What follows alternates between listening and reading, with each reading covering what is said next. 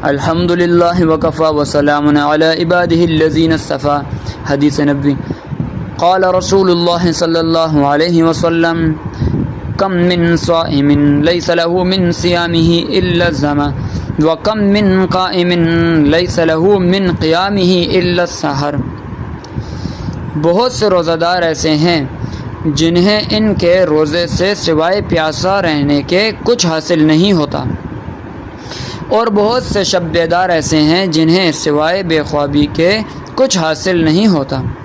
حدیث کا مطلب یہ ہے کہ روزہ رکھنے کے بعد شریعت نے جن چیزوں سے اس کو روکا ہے اس کا یہ ارتکاب کرے۔ اس کے بارے میں فرمایا کہ اس کو پیاسا ہونے کے علاوہ کچھ نہ ملے گا۔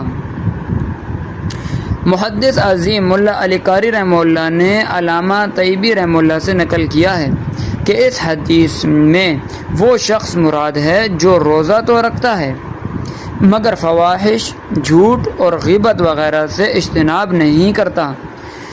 یہ بات الگ ہے کہ اس سے روزے کی فضیلت ساقط ہو جائے گی، مگر اس پر جو ثواب اللہ تعالیٰ کی طرف سے ملنا چاہیے وہ اس سے محروم ہو گیا۔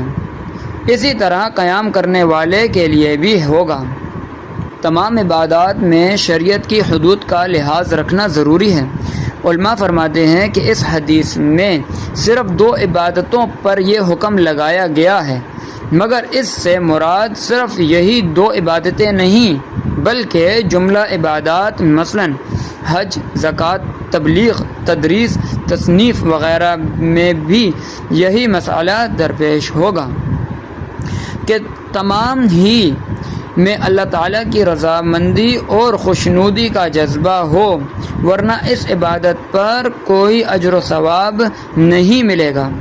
اس حدیث سے ہمیں یہ معلوم ہوتا ہے کہ تمام عبادتیں اللہ تعالیٰ کے لیے ہی کی جائیں، اور ان عبادات میں ان چیزوں کا لحاظ رکھا جائے جن سے عبادت کے ثواب میں فرق آتا ہو۔